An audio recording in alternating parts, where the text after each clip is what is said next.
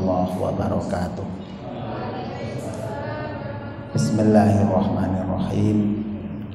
Alhamdulillahirabbil alamin.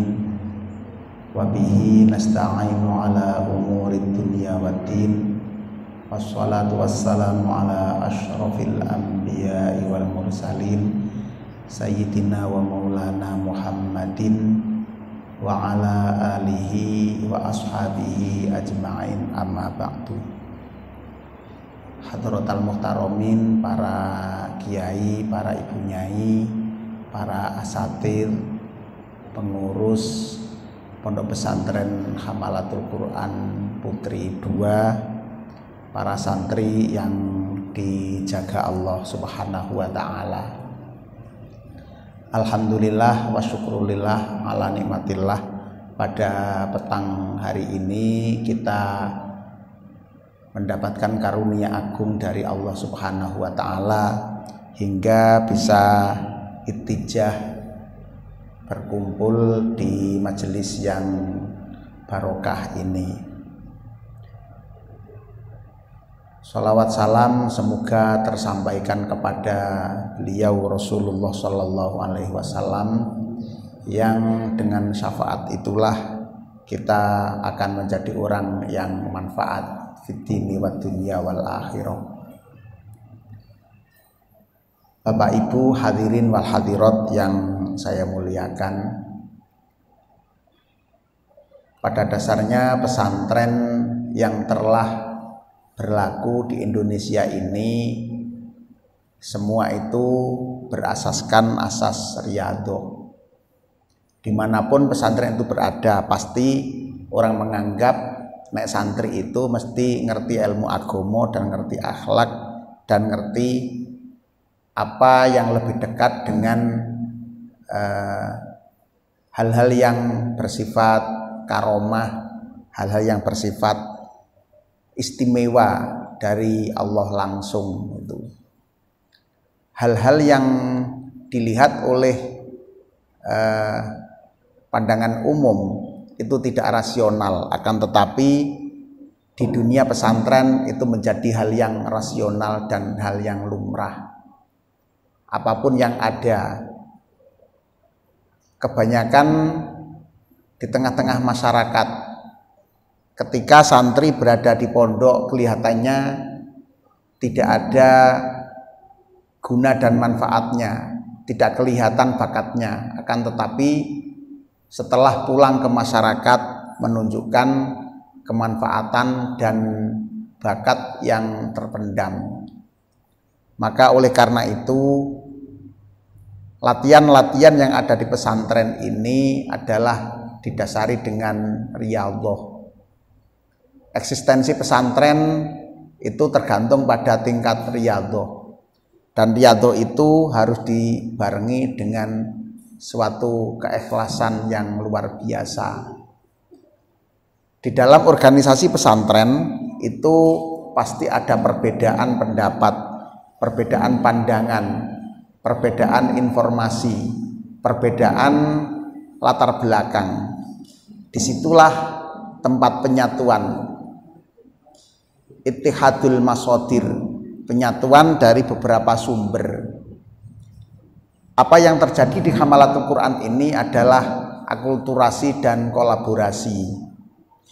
Dari pesantren mana saja kumpul jadi satu. Maka tidak heran lagi bila mana Hamalatul Quran ini mendapati perkembangan yang sangat berarti, perkembangan yang sangat istimewa.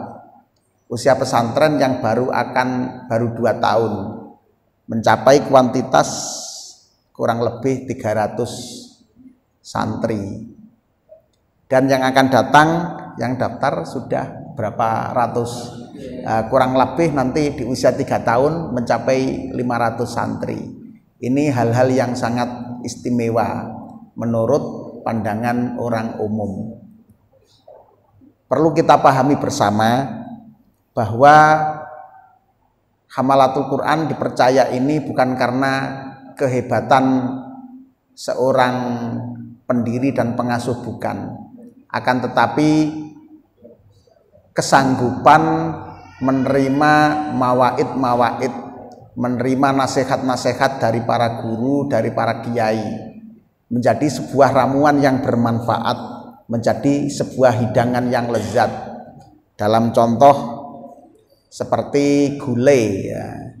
Gulai itu ada kunirnya. Siapa yang mau makan kunir? Kunir kan nggak enak.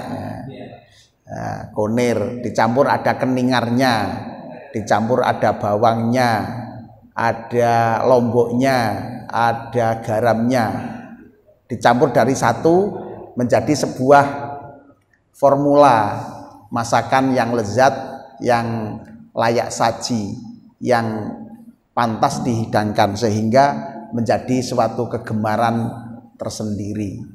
Nah, begitulah hamalatul Quran diramu. Maka oleh karena itu saya selaku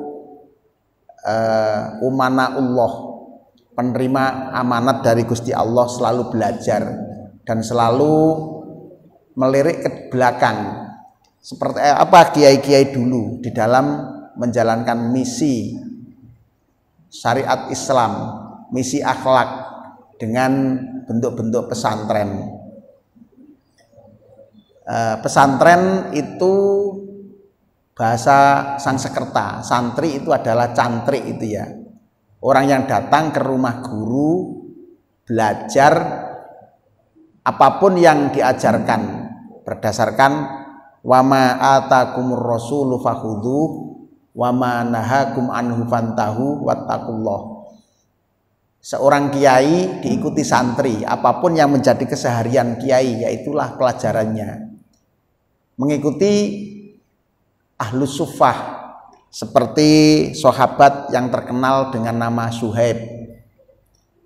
Suhaib itu dari negaranya datang masuk ke Mekah menemui Gusti Kanjeng Nabi. Hartanya dirampas semua oleh orang-orang kafir itu.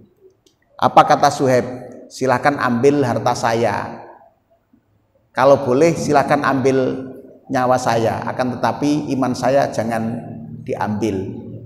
Iman saya tetap saya iman. Untuk itu bila Anda mau mengambil nyawa saya, izinkanlah saya ketemu dengan yang saya cari, yaitu Nabi terakhir, Nabi Muhammad. Maka oleh karena itu disanjung oleh Nabi, nikmal abdu Suhaibun laulam yakhofillaha lam yaksihi. Sebaik-baik hamba adalah Suhaib, seandainya tidak bertakwa maka dia tidak maksiat. Nah, itu kan jumlah ilgho itu, jumlah timbal balik itu ya. Itu yang maknanya seandainya dia bertakwa maka tidak maksiat, sehingga seandainya dia tidak bertakwa maka dia maksiat. Itu contoh di ilmu balaghah, fashohatul kalam itu ya. Oleh karena itu pendidikan fashohah yang ada di Hamalatul Quran referensinya kita ramu dari ilmu tajwid, ilmu sorof, nahwu, balaghah, mantek, kemudian ilmu arut, ditambah lagi ilmu akidah. Karena itu merupakan satu kesatuan ilmu untuk penguatan bagaimana Al-Quran ini dibaca sekali, diulangi beberapa kali apal. Ini yang kita canangkan. Ramuan seperti ini membutuhkan guru tidak hanya satu orang.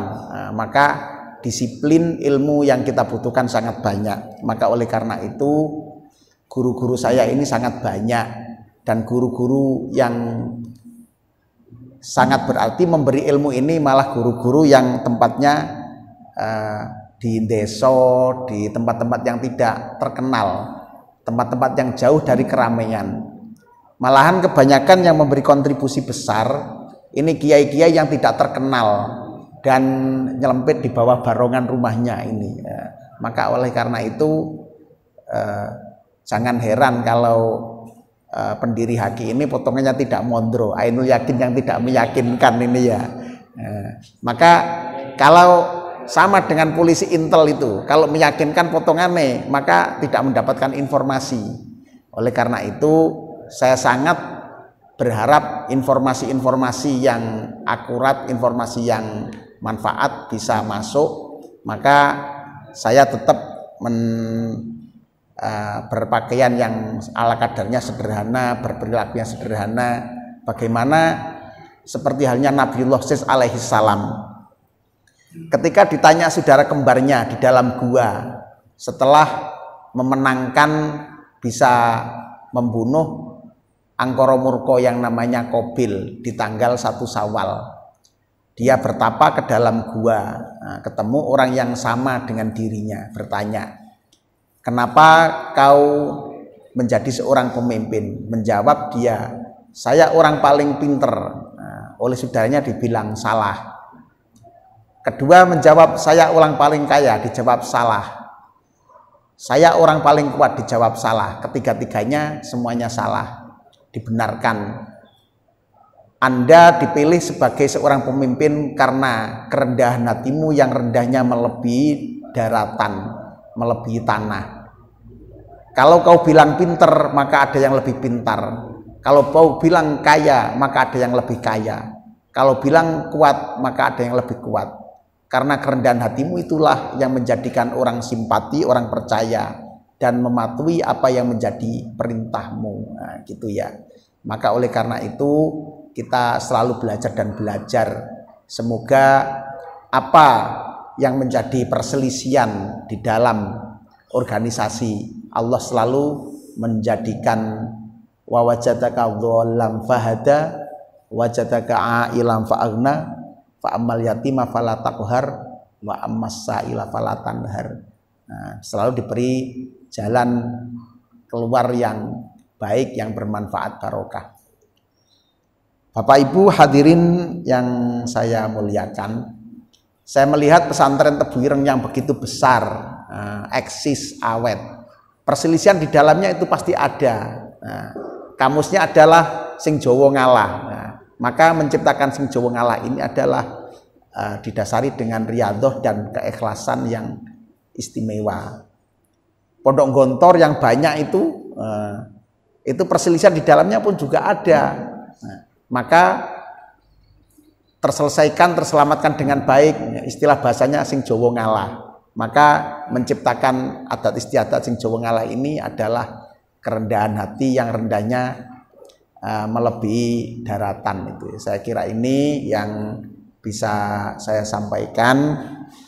Semoga Allah memanjangkan umur kita, memberikan kesehatan zahir batin, selalu dibimbing di jalan yang diridhoinya. Aku qauli hadza, tsumma assalamu alaikum warahmatullahi wabarakatuh.